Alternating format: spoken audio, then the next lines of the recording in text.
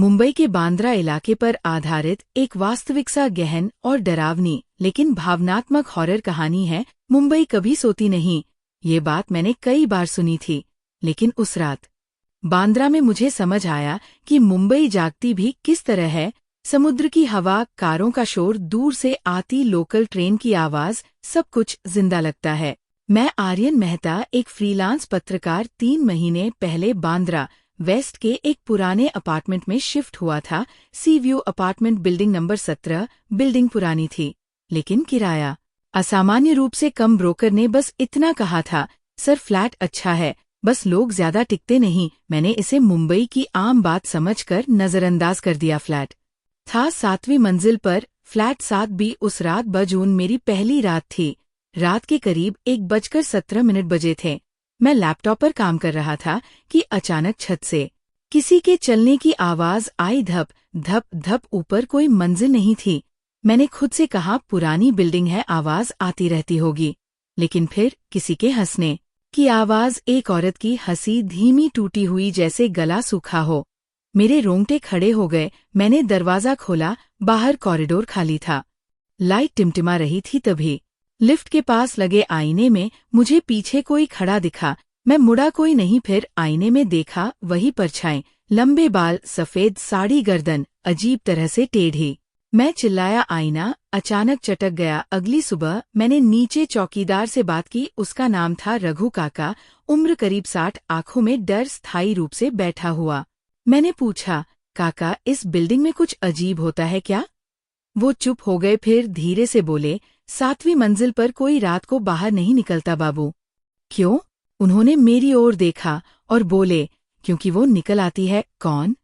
उन्होंने समुद्र की तरफ इशारा किया। स्मिता जोशी, एक थिएटर एक्ट्रेस, 1998 में इसी बिल्डिंग में रहती थी। Flat 7B। उसका पति शराबी था। हर रात मारपीट। एक रात मॉनसून की बहस हुई। सुबह उसका शरीर बिल्डिंग के पीछे पत्थरों पर पड़ा मिला। पुलिस ने कहा आत्महत्या, लेकिन रघु काका ने कहा, हमने उसकी चीख सुनी थी, लेकिन किसी ने दरवाजा नहीं खोला। उसके बाद से हर 3-4 महीने में कोई नया किराएदार आता और रात में भाग जाता। मैंने तय किया, डरकर भागना मेरे बस का नहीं। मैंने रिकॉर्डर, कैमरा और नोटबुक रखी। रात 2 बजे वही हंसी, इस बार मेरे कान के पास, ठंडी सांस कंधे पर किसी का हाथ। मैं पलटा, सामने वो खड़ी थी, चेहरा आधा जला हुआ, आंखें काली, बिना पुतली, मुंह से पानी टपक रहा था। उसने कहा, तू भी सुन नहीं रहा? मैं बेहोश हो गया। मैंने सपना देखा, एक कमरा, दीवारों पर खून से लिखे शब्द, बचाओ। स्मिता को देखा, जिंदा रोती हुई। उसका पति उसे बालों से पकड़कर घसीट रहा था। वो चिल्ला रही थी, कोई है, कोई है। दरवाजों के बाहर लोग खड़े थे, सबने कान बंद कर रखे थे। फिर एक धक्का और सब काला। मैं चीखते हुए उठा। मेरे कमरे में गीले पैरों के निशान थे, समुद्र के पानी जैसे। मैंने पुलिस रिकॉर्ड निकाले। स्मिता के केस में पोस्टमार्टम रिपोर्ट बदली गई थी, उसे धक्का दिया गया था। हत्या। मैंने ये कहानी पब्लिश की, लेख वायरल हुआ, लेकिन उसी रात बिल्डिंग की बिजली चली गई। सीढ़ियों से कोई ऊपर चढ़ रहा था।